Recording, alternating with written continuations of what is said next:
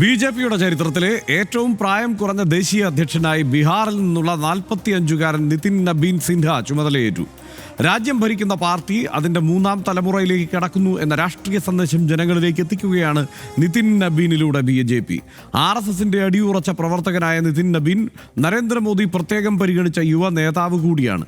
താൻ വെറും പ്രവർത്തകനും നിതിൻ ഇനി മുതൽ തന്റെ ബോസുമാണെന്ന മോദിയുടെ വാക്കുകളെ വലിയ കരഘോഷത്തോടെയാണ് സദസ് ഏറ്റെടുത്തത്. ബിജെപി ലക്ഷ്യം വയ്ക്കുന്ന ദക്ഷിണേന്ത്യൻ സംസ്ഥാനങ്ങളിലെ തെരഞ്ഞെടുപ്പുകളിൽ അത്ഭുതങ്ങൾ സൃഷ്ടിക്കാൻ നിതിൻ നബീൻ സിൻഹയ്ക്കാകുമോ? കാണാം RDX റാം. RSSന്റെ അടിയുറച്ച പ്രവർത്തകൻ, നരേന്ദ്രമോദി പ്രത്യേക താൽപര്യത്തോടെ പരിഗണിച്ച ബീഹാറിൽ നിന്നുള്ള യുവ നേതാവ്. ഈ രണ്ട് കാരണങ്ങളാണ് ബിജെപിയുടെ വർക്കിംഗ് പ്രസിഡന്റായി നിതിൻ നബീൻ സിൻഹ തിരഞ്ഞെടുക്കപ്പെടാനും തുടർന്ന് എതിരില്ലാതെ ദേശീയ അധ്യക്ഷ സ്ഥാനത്തേക്ക് നടന്നു കയറാനും വഴിയൊരുക്കിയത്. പ്രധാനമന്ത്രി നരേന്ദ്രമോദിക്ക് പുറമെ അമിത്ഷാ, JP നദ്ദ, രാജ്നാഥ് സിംഗ് തുടങ്ങിയവരും ബിജെപി മുഖ്യമന്ത്രിമാരും ചടങ്ങിൽ പങ്കെടുത്തു. ബിജെപിയുടെ 12ാമത് ദേശീയ അധ്യക്ഷനായി ചുമതലയേറ്റ നിതിൻ നബീനെ പ്രധാനമന്ത്രി നരേന്ദ്രമോദി അഭിനന്ദിച്ചു.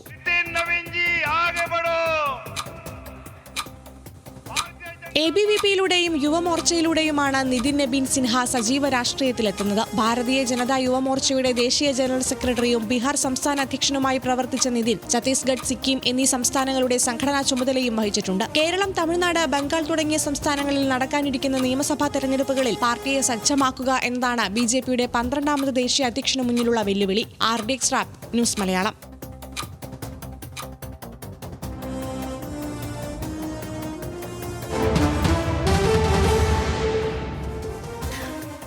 യുവമോർച്ചയിലൂടെയാണ് നിതിൻ നബീൻ സജീവ രാഷ്ട്രീയത്തിലേക്ക് എത്തിയത്. യുവമോർച്ചയുടെ ബീഹാർ സംസ്ഥാന പ്രസിഡന്റായും ദേശീയ ജനറൽ സെക്രട്ടറിയായും പ്രവർത്തിച്ചു. BJP നേതാവും പാട്ന വെസ്റ്റ് മണ്ഡലത്തിലെ MLA-യുമായിരുന്ന നവീൻ കിഷോർ പ്രസാദ് സിൻഹയുടെ മകനാണ്. പിതാവിന്റെ മരണത്തെ തുടർന്ന് 2006-ൽ പാട്ന വെസ്റ്റ് മണ്ഡലത്തിൽ നിന്ന് വിജയിച്ച് നിയമസഭയിലെത്തി. 2010, 15, 20, 25 വർഷങ്ങളിലെ തെരഞ്ഞെടുപ്പുകളിൽ നിതിൻ നബീൻ വിജയിച്ചു. ബീഹാർ സർക്കാരിൽ റോഡ് നിർമ്മാണം, നഗരവികസനം, നിയമം തുടങ്ങിയ വകുപ്പുകളുടെ മന്ത്രിയാണ്. മറ്റ് സംസ്ഥാനങ്ങളിലെ തെരഞ്ഞെടുപ്പ് ചുമതലക്കാരന്റെ റോളും നിതിൻ നബീൻ വഹിച്ചു. 2025 ഡിസംബറിൽ നിതിനെ BJP ദേശീയ വർക്കിംഗ് പ്രസിഡന്റായി നിയമിച്ചു. അടുത്ത 3 വർഷത്തിൽ നടക്കാനിരിക്കുന്ന നിയമസഭാ തെരഞ്ഞെടുപ്പുകളാണ് ഏറ്റവും നിർണായകം. ദക്ഷിണേന്ത്യൻ സംസ്ഥാനങ്ങളിലും ബംഗാളിലും പാർട്ടിയെ വിജയത്തിലേക്ക് നയിക്കുക എന്ന ഉത്തരവാദിത്വമാണ് നിക്ഷിപ്തമായിട്ടുള്ളത്. അസമിൽ വരാനിരിക്കുന്ന തെരഞ്ഞെടുപ്പിൽ അധികാരം നിലനിർത്തുക എന്നത് അതിപ്രധാനമാണ്. 2029 ലോക്സഭാ തെരഞ്ഞെടുപ്പിനുള്ള തയ്യാറെടുപ്പ്, അധികാരം നിലനിർത്താനുള്ള പദ്ധതികൾ ആവിഷ്കരിക്കുക, കർണാടകയ്ക്ക് പുറമെ മറ്റ് ദക്ഷിണേന്ത്യൻ സംസ്ഥാനങ്ങളിൽ പാർട്ടിയുടെ അടിത്തറ ശക്തമാക്കുക, ജാതി സെൻസസ് ഉൾപ്പെടെയുള്ള വിഷയങ്ങളിൽ പാർട്ടിയുടെ നിലപാട് ജനങ്ങളിലേക്ക് എത്തിക്കുക. ഇതൊക്കെയാണ് അദ്ദേഹത്തിൻ്റെ ഉത്തരവാദിത്തങ്ങൾ. സനീഷ്, ഇതിപ്പോൾ നബീൻ കിഷോർ പ്രസാദ്, നിതിനല്ല നബീൻ കിഷോർ പ്രസാദ്, അദ്ദേഹത്തിൻ്റെ അച്ഛൻ 2006-ൽ മരിച്ചതിന് ശേഷമാണ് ഇദ്ദേഹം ആ സീറ്റിൽ മത്സരിക്കുന്നത്. അങ്ങനെ ഇദ്ദേഹത്തിൻ്റെ അച്ഛൻ 4 തവണ അവിടെ തന്നെ മത്സരിച്ച് ജയിച്ച ആളാണ്. അവിടെ അതിനുശേഷം കഴിഞ്ഞ 5 തവണയായി മത്സരിച്ച് വിജയിക്കുന്നയാളാണ് BJP-യുടെ പുതിയ നാഷണൽ പ്രസിഡന്റായി എത്തുന്നത്. പക്ഷേ ഇനിയിപ്പോൾ BJP-ക്ക് ഒരു മുദ്രാവാക്യം ഇല്ലാതാവും എന്നുള്ളതാണ്. അതായത് ഈ നെപ്പോ കിഡ്സിനെതിരെയുള്ള അതെ നെപ്പോ കിഡ്സിനെതിരെയുള്ള ഒരു പ്രചാരണ വിഷയം, ആ സംഗതി കോൺഗ്രസിനെതിരെ ഇനിയിപ്പോൾ എങ്ങനെ പ്രയോഗിക്കാൻ കഴിയുമോ? കാരണം ഒരു നെപ്പോ കിഡ് എന്ന് വിശേഷിപ്പിക്കാവുന്ന, വേണമെങ്കിൽ വിളിക്കപ്പെടാവുന്ന ഒരു പ്രസിഡന്റ് അത് BJP-ക്ക് ദേശീയ തലത്തിലുണ്ടായിരിക്കുന്നു. അല്ല, അത് കൊണ്ട് മാത്രം രാഹുൽ ഗാന്ധിയെ അല്ലെങ്കിൽ പ്രിയങ്ക ഗാന്ധിയൊക്കെ വിമർശിക്കാതിരിക്കേണ്ട കാര്യമൊന്നും BJP-ക്ക് ഇല്ല. കാരണം എന്താണെന്ന് വെച്ചാൽ നേരത്തെയും ഇഷ്ടംപോലെ ആളുകൾ, ഒന്ന് നമ്മൾ കാണേണ്ടത് കോൺഗ്രസിനെ പോലെ തന്നെയും ഒരു പരമ്പരയായിട്ട് കൈകാര്യം ചെയ്യപ്പെടുന്ന രാഷ്ട്രീയ സംഗതിയുള്ള ആളുകൾ തന്നെയാണ് ഈ RSSൻ്റെ ഒക്കെ ശ്രേണിയിലുള്ള ആളുകൾ. നമ്മളിപ്പോൾ അദ്ദേഹത്തെക്കുറിച്ച്, നമ്മുടെ ഗവർണറെ പറ്റിയിട്ട് ആർലേക്കറെ കുറിച്ച് സംസാരിച്ചല്ലോ. ആർലേക്കർ വളരെ ചെറിയ പ്രായത്തിൽ RSSലേക്ക് വന്ന ആളാണ്. അദ്ദേഹത്തിൻ്റെ പിതാവ് അവിടുത്തെ പ്രധാനപ്പെട്ട RSS നേതാവായിരുന്നു. അങ്ങനെയാണ് അദ്ദേഹം പിതാവും മകനും ഒന്നിച്ച് ഈ അടിയന്തരാവസ്ഥ കാലത്ത് ജയിലിൽ കിടന്നിട്ടുണ്ടെന്നൊക്കെയല്ലേ നമ്മളന്ന് കേട്ടത്. അങ്ങനെ എൻ്റെ ഓർമ്മയെന്ന് പറയുകയാണ്. എന്തായാലും അദ്ദേഹം അങ്ങനെ പാരമ്പര്യമായിട്ട് രാഷ്ട്രീയം കൈമാറ്റം ചെയ്തു വരുന്ന ഒരു പ്രധാനപ്പെട്ട സംവിധാനം തന്നെയാണ് RSSഉം. അത് പക്ഷേ അവർ രാഷ്ട്രീയ പാർട്ടിയല്ല, ഞങ്ങൾ ഇങ്ങനെ ഒരു ജനങ്ങൾക്കിടയിൽ പ്രവർത്തിക്കുന്ന മറ്റൊരു സംഘടനാ സംവിധാനമാണെന്നൊക്കെ പറയും. പക്ഷേ നമ്മളിപ്പോൾ സംഘപരിവാര രാഷ്ട്രീയം എന്ന് പറയുന്ന ആ പ്രത്യയശാസ്ത്രം പരമ്പരാഗതമായിട്ട് കൈമാറ്റം ചെയ്തു വരുന്നൊരു സംഗതി കൂടിയാണ് നമ്മൾ കാണുന്നത്. അപ്പോൾ അതുകൊണ്ട് അത് കയ്യിലുണ്ടായിരിക്കെ തന്നെയാണ് ഇവർ ഈ പറയുന്ന രാഹുൽ ഗാന്ധിനെ മറ്റുമൊക്കെ വിമർശിച്ചുകൊണ്ടേയിരുന്നത്. അതുകൊണ്ട് അതിനെയും തുടരും, അത് കാര്യമില്ല. പക്ഷേ നമ്മളിതിനകത്ത് ഇദ്ദേഹം BJP-യുടെ അഖിലേന്ത്യാ പ്രസിഡന്റ് ആയിരിക്കുമ്പോൾ, അഖിലേന്ത്യാ അധ്യക്ഷനാകുമ്പോൾ നമ്മളതിനെ വളരെ ജനാധിപത്യ സംഗതികളോടുള്ള ബഹുമാനത്തോടെ അഭിവാദ്യം ചെയ്യേണ്ടതുണ്ട് എന്നാണ് ഞാൻ വിചാരിക്കുന്നത്. കാരണം അതിനകത്ത് ഒരു ലോകത്തെ തന്നെ ഏറ്റവും വലിയ പാർട്ടി എന്നറിയപ്പെടുന്ന BJP ഇപ്പോൾ ലോകത്തിലെ തന്നെ ഏറ്റവും സുപ്രധാനമായ രാജ്യങ്ങളിലൊന്ന് 10 വർഷത്തോളമായിട്ട് ഭരിക്കുന്ന, വീണ്ടും ഒരു 5 വർഷത്തേക്ക് ഭരിക്കാൻ ചുമതല കിട്ടിയിട്ടുള്ള ഈ രാഷ്ട്രീയ പാർട്ടി അതിൻ്റെ ഭാവിയിലേക്കുള്ള അഖിലേന്ത്യാ അധ്യക്ഷനായിട്ട്, ടോട്ടൽ അധ്യക്ഷനായിട്ട് ഇദ്ദേഹത്തെ തെരഞ്ഞെടുത്തിരിക്കുന്നു. ഒരു 45 വയസ്സ് മാത്രമുള്ള ഒരു ചെറുപ്പക്കാരനെ തെരഞ്ഞെടുത്തിരിക്കുന്നു എന്ന് വെച്ചാൽ അതിനകത്ത് ജനാധിപത്യ സംവിധാനത്തിൽ വിശ്വസിക്കുന്ന ആളുകൾ അഭിവാദ്യം ചെയ്യേണ്ടുന്ന ചില സംഗതികളുണ്ട് എന്ന് തന്നെ പറയണം എന്നാണ് ഞാൻ വിചാരിക്കുന്നത്. അത് ആ നിലക്ക് നമ്മളതിനെ ഗൗരവത്തോടെ തന്നെ കാണേണ്ടതാണ്. ഏത് തരത്തിലുള്ള രാഷ്ട്രീയ പാരമ്പര്യമുള്ള കുടുംബത്തിൽ നിന്നാണ് വരുന്നതെങ്കിൽ പോലും അദ്ദേഹം ആ പദവിയിലേക്ക് എത്താൻ മാത്രമുള്ള കാര്യപ്രാപ്തിയുള്ള ഒരാളായി മാറിയല്ലോ. അത് സ്വാഭാവികമായിട്ടും ഇപ്പം നമ്മൾ മറ്റ് രാഷ്ട്രീയ പാർട്ടികളുടെ അധ്യക്ഷന്മാരെ നോക്കൂ. രാജ്യത്തെ പ്രധാനപ്പെട്ട കോൺഗ്രസ്സാണല്ലോ ഏറ്റവും രണ്ടാമത്തെ പാർട്ടി. ഇപ്പോൾ കോൺഗ്രസിനെ നയിക്കുന്ന മല്ലികാർജ്ജുൻ ഖാർഗെക്ക് 83 വയസ്സുണ്ട്. നമ്മുടെ നാട്ടിൽ ഭരണം നടന്ന CPMൻ്റെ ദേശീയ അധ്യക്ഷൻ MA ബേബിക്ക് 71 വയസ്സുണ്ട്. ആം ആദ്മി പാർട്ടിയുടെ അധ്യക്ഷന് 54 വയസ്സ് കെജ്രിവാളിന്. മമതാ ബാനർജിക്ക് 71 വയസ്സ്. അവരുടെ പാർട്ടിയുടെ അധ്യക്ഷയാണ് അവർ, തൃണമൂൽ കോൺഗ്രസിൻ്റെ. ശരത് പവാർ NCPയുടെ അധ്യക്ഷൻ, അദ്ദേഹത്തിന് 85 വയസ്സുണ്ട്. മായാവതി BSP മറ്റൊരു പ്രധാനപ്പെട്ട പാർട്ടിയുടെ 70 വയസ്സുണ്ട്. CPIയുടെ നേതാവ് D രാജയ്ക്ക് പിന്നെ ഏതാണ്ട് 80-80 മുകളിൽ വയസ്സുണ്ട്. അപ്പോൾ ഇത്രയും അവരുടെയൊക്കെ പ്രായം വെച്ച് നോക്കുകയാണെങ്കിൽ ഏതാണ്ട് പകുതിയോളം കുറവുള്ള ഒരു നേതാവിനെയാണ് ഇവരെക്കാളൊക്കെ വലിയ രാഷ്ട്രീയ പാർട്ടിയായിട്ടുള്ള BJP അവരുടെ അഖിലേന്ത്യാ അധ്യക്ഷനാക്കിയിരിക്കുന്നത് എന്നത് നിസ്സാരമായ കാര്യമേ അല്ല. അത് വളരെ അപ്രീഷിയേറ്റബിൾ ആയിട്ടുള്ള നമ്മൾ കൈയടിച്ച് കൊടുക്കേണ്ടുന്ന ഒരു കാര്യമാണ്. എങ്ങനെ അതിലേക്ക് വന്നു എന്നത് അതിൻ്റെ പ്രോസസ്സൊക്കെ പരിശോധിച്ചാൽ തന്നെയും അവർക്ക് എപ്പോഴും സുഘടിതമായുള്ള സംവിധാനമുണ്ട്. ആ സംവിധാനം വഴിയാണ് അദ്ദേഹം വന്നത്. നേരത്തെ നിയമസഭാ ഇലക്ഷൻ, ബീഹാറിലെ ഛത്തീസ്ഗഡിലെ നിയമസഭാ ഇലക്ഷനിൽ വലിയ നേട്ടം ഇദ്ദേഹത്തിൻ്റെ നേതൃത്വത്തിലാണ് ഉണ്ടാക്കിയത്. അങ്ങനെയാണ് ഇവർ ദേശീയ രാഷ്ട്രീയ നേതാക്കളുടെ ശ്രദ്ധയിൽപ്പെടുന്നത് കൂടുതലായിട്ടും എന്നാണ് പറഞ്ഞു കേട്ടത്. ഞാനിപ്പോൾ പലയിടങ്ങളിലായിട്ട് വായിച്ചത്. അപ്പോൾ ഛത്തീസ്ഗഡിൽ വലിയ മുന്നേറ്റം ഉണ്ടായിക്കൊടുത്തു. ഭൂപേഷ് ബാഗേൽ സർക്കാരിനെ അങ്ങോട്ട് മാറ്റും.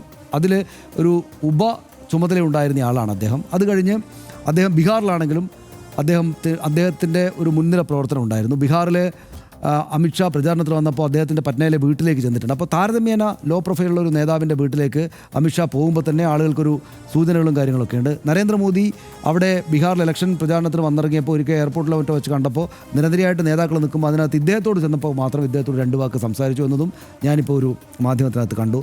അവിടെ ആകെ അഖിലേന്ത്യാ അധ്യക്ഷനാകുന്ന ആദ്യത്തെ ബീഹാറിയാണ്. അവിടെ ആകെ 6% മറ്റോ ഉള്ള കായസ്ഥ എന്ന ഉന്നത കുലജാതി എന്ന് വിഭജിക്കപ്പെടുന്ന ജാതിയിൽ നിന്ന് വരുന്ന ആളാണ് അദ്ദേഹം. സാധാരണത്തിൽ അവിടെ ബീഹാർ കുറേ കൂടെ ഈ ദളിത് പിന്നാക്ക വിഭാഗങ്ങളുടെ രാഷ്ട്രീയ ആധിപത്യമാണ് കൂടുതൽ. അവിടെ നിന്നൊരു ഉന്നത കുലജാതിയുള്ള ഒരാളെയാണ് ഇവർ സെലക്ട് ചെയ്തിരിക്കുന്നത്. അപ്പോൾ ആ നിലക്കൊക്കെ എന്തൊക്കെയോ പ്രാധാന്യമുള്ള ഒരു ആളാണ് അദ്ദേഹം. ഇതിപ്പോൾ എന്താ സംഭവിച്ചിരിക്കുന്നതെന്ന് വെച്ചാൽ ഇപ്പോൾ CPMൻ്റെ 71 വയസ്സുകാരനായുള്ള അധ്യക്ഷൻ, കോൺഗ്രസിൻ്റെ 85 വയസ്സുകാരനായ അധ്യക്ഷൻ എന്നൊക്കെ പറയുമ്പോൾ ഏറ്റവും മുതിർന്ന ആളാണ്. അങ്ങനെയാണ് കൊണ്ടുവരാറ്. കാരണം ഈ രാഷ്ട്രീയ പ്രവർത്തന പാരമ്പര്യമാണ് അവരെ അതിലേക്ക് എത്തിക്കുന്നത്. പക്ഷേ ഇവിടെ 2 തലമുറകൾക്ക് താഴെയാണ് അവർ നിൽക്കുന്നത്, ഇദ്ദേഹം നിൽക്കുന്നതെന്നാണ്. അപ്പോൾ ഭാവിയിലേക്ക് നോക്കൂ, എത്ര കാലത്തേക്ക് അഭിസംബോധന ചെയ്യാനുള്ള ഒരാളെയാണ് അവർക്ക് കിട്ടിയിരിക്കുന്നതെന്ന് കൂടെ നോക്കുമ്പോൾ ഇതിൻ്റെ ഒരു വലുപ്പം നമുക്ക് മനസ്സിലാകും. പക്ഷേ ഒരു നെഗറ്റീവായ കാര്യം കൂടെ, അല്ലെങ്കിൽ നെഗറ്റീവായിട്ട് ഇതിൻ്റെ പാർട്ടി പ്രവർത്തകർക്ക് തോന്നാവുന്ന ഒരു കാര്യം കൂടെ പറഞ്ഞുകൊണ്ടാണ് അവസാനിപ്പിക്കുക. ഹർഷ, എന്തുകൊണ്ടാണ് അങ്ങനെ ഒരാൾ വരുന്നതെന്ന് ചോദിച്ചാൽ സത്യത്തിൽ രാജ്യത്തെ BJPയുടെ 1-ാം നമ്പർ ആരാ? അധ്യക്ഷനൊക്കെ ആരോ ആയിക്കോട്ടെ, 1-ാം നമ്പർ ആരാ? പ്രധാനമന്ത്രി നരേന്ദ്രമോദി. 2-ാം നമ്പർ ആരാ? ആഭ്യന്തരമന്ത്രി അമിത്ഷാ. ഇവർ രണ്ടുപേരും വലിയ ജൈജാൻറ്റിക് ഫിഗറുകളായിട്ട് ഇങ്ങനെ നിൽക്കുക തന്നെയാണ് ഈ BJP രാഷ്ട്രീയത്തിൻ്റെ 1ഉം 2ഉം സ്ഥാനത്ത് അവരെ നിൽക്കുകയാണ്.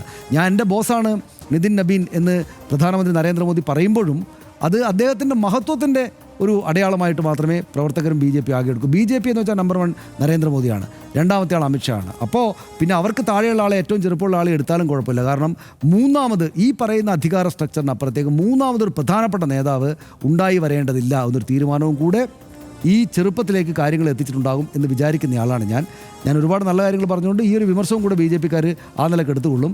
2 പ്രധാനപ്പെട്ട ആളുകളുടെ കയ്യിൽ തന്നെയാണ് രാജ്യത്തെ ഏറ്റവും വലിയ ഈ രാഷ്ട്രീയ പാർട്ടിയുടെ സകല നിയന്ത്രണങ്ങളും നിൽക്കുക. അപ്പോൾ അതിന് താഴെ ഒരു 3ാം നിയന്ത്രണ കേന്ദ്രം എന്ന നിലക്ക് അങ്ങനെ നമുക്ക് സമശീർഷരായിട്ടുള്ള ഒരാൾ വരേണ്ടതില്ല എന്നൊരു ആലോചന കൂടെ ഈ താരതമ്യേന ചെറുപ്പക്കാരനായ ആളിലേക്ക് എത്തുമ്പോൾ ഉണ്ടായിരിക്കും എന്ന് വിചാരിക്കുന്ന ഒരു രാഷ്ട്രീയ പഠിതാവും നിരീക്ഷകനുമാണ് ഞാൻ. തീർച്ചയായും ഇതിനകത്ത് ഒരു കാര്യം എന്താണെന്ന് വെച്ച് കഴിഞ്ഞാൽ ഇപ്പോൾ ബീഹാറിൽ നിന്നും ഒരു ഉന്നതകുല ജാതനെ തന്നെ കണ്ടെത്തി എന്നുള്ളത് അതിൻ്റെ ഒരു കൗതുകകരമായ വസ്തുതയാണ്. അതേസമയം അതായത് ഉന്നതകുല ജാതൻ എന്നൊക്കെയുള്ളത് ഈ പ്രയോഗത്തിൽ മാത്രം നമ്മളങ്ങ് പറഞ്ഞു പോകുന്നതാണ് കേട്ടോ. അപ്പോൾ അങ്ങനെ അതെ അതെ അപ്പോൾ അങ്ങനെ ഒരാളെ തന്നെ കണ്ടെത്തുന്നു എന്നുള്ളതിൻ്റെ ഒരു കൗതുകം അവിടെ നിലനിൽക്കുന്നു. കാരണം പരിമിതമായ എണ്ണം ആളുകളിൽ നിന്ന് അങ്ങനെ ഒരാളെ കണ്ടെത്തുകയാണല്ലോ ചെയ്യുന്നത്.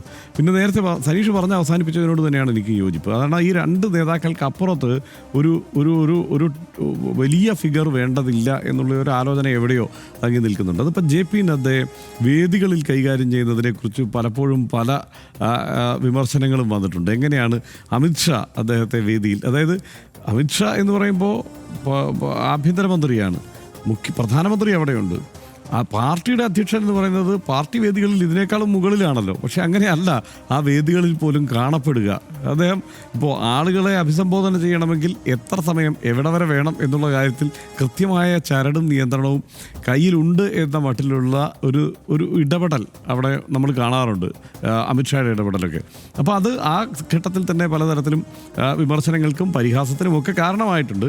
അപ്പോൾ അതുകൊണ്ട് പക്ഷേ ഇദ്ദേഹത്തിൻ്റെ കാര്യത്തിൽ എനിക്കുള്ള ഒരു പ്രതീക്ഷ എന്താണെന്നറിയോ സനീഷ്, ഇത്രയും ചെറുപ്പത്തിൽ നേതാവായി മറ്റുള്ളവരിപ്പം അമിത്ഷാ ആണെങ്കിലും അതല്ലെങ്കിൽ നരേന്ദ്രമോദി ആണെങ്കിലും ഒക്കെ ഇദ്ദേഹത്തെക്കാൾ വളരെ പ്രായവ്യത്യാസമുള്ള നേതാക്കന്മാരാണ്. അതായത് ഭാവിയിലെ BJPയുടെ ഒരു ഇൻവെസ്റ്റ്മെൻറ്റ് എന്ന നിലയ്ക്ക് തന്നെയാണ് ഈ നേതാവിനെ ഇത്രയും നേരത്തെ തന്നെ നിതിൻ നബീനെ ഈ അഖിലേന്ത്യാ അധ്യക്ഷനാക്കി കൊണ്ടുവരുന്നത് എന്നുള്ള പ്രത്യേകതയുണ്ട്. മാത്രമല്ല ഇപ്പോൾ ബീഹാറിനെ പോലെ ഏറ്റവും പിന്നോക്കം നിൽക്കുന്ന ഒരു സംസ്ഥാനത്ത് നിന്നുള്ള ഒരു അധ്യക്ഷനെ കൊണ്ടുവരിക എന്നുള്ളതും വളരെ ഒരു വിശാലമായ ഒരു കാഴ്ചപ്പാടിൻ്റെ ബാക്കിയാണ് എന്ന് തന്നെയാണ് എനിക്ക് തോന്നുന്നത്. ആ നിലയ്ക്ക് ഭാവിയെക്കുറിച്ചുള്ള ഒരു കരുതലുണ്ട്. തൊട്ടടുത്തൊരു നേതാവ് അങ്ങനെ വലിയ നേതാവായി വളരില്ലെങ്കിൽ കൂടി ഈ നേതാവ് ഭാവിയിൽ BJPയുടെ ഒരു വലിയ നേതാവായിരിക്കും എന്നുള്ള കാര്യത്തിൽ സംശയമില്ല. ആ മട്ടിൽ തന്നെയാണ് അദ്ദേഹം അവതരിപ്പിക്കപ്പെട്ടിരിക്കുന്നതെന്നുമാണ് എനിക്ക് തോന്നുന്നത്. BJPയുടെ രൂപീകരണ കാലയളവ് മാത്രമാണ് നിതിൻ നബീൻ്റെ പ്രായം. അദ്ദേഹത്തെ ഇന്ത്യ ഭരിക്കുന്ന പാർട്ടിയുടെ അധ്യക്ഷനാക്കിയിരിക്കുകയാണ് ഇപ്പോൾ BJP. മൂന്നാം തലമുറയിലേക്ക് അവർ സംഘടനാ അധികാരത്തിൻ്റെ ബാറ്റൺ കൈമാറുന്നത് പുതുതലമുറ യുവാക്കളെ കൂടി ലക്ഷ്യം വെച്ചാണെന്ന് വ്യക്തമാണ്. ഇക്കാര്യത്തിൽ ഏതായാലും BJPയെ അഭിനന്ദിച്ചേ മതിയാകൂ. ഛത്തീസ്ഗഡിൽ കോൺഗ്രസിൻ്റെ കോട്ട തകർത്താണ് നിതിൻ്റെ വരവ് എന്നതും എതിരാളികൾ ഭയക്കേണ്ട കാര്യം തന്നെയാണ്. 2029 നടന്ന ലോക്സഭാ തെരഞ്ഞെടുപ്പിലും കേന്ദ്രാധികാരം നിലനിർത്തേണ്ട ബാധ്യത കൂടി നിതിൻ നബീൻ്റെ ചുമലിലാണ്. RSSൻ്റെ അടിയുറച്ച പ്രവർത്തകനായ നിതിൻ നബീൻ ഇനി സ്വീകരിക്കാൻ പോകുന്ന രാഷ്ട്രീയ നിലപാടുകളും ഏവരും ഉറ്റുനോക്കുകയാണ്. BJPയുടെ വിശാല പദ്ധതികൾ കൂടുതൽ അഗ്രസീവായി നടപ്പാക്കാനാകുമോ നിതിൻ നബീൻ്റെ നിയോഗം? ഒരു രാഷ്ട്രീയ പാർട്ടിയുടെ പുതു നേതൃത്വം രാജ്യത്തിൻ്റെ ആകെ ഭാഗധേയവും നിർണ്ണയിക്കുന്നതിൽ നിർണായകമാകുമോ? അത് നമുക്ക് കാത്തിരുന്ന് കാണാം.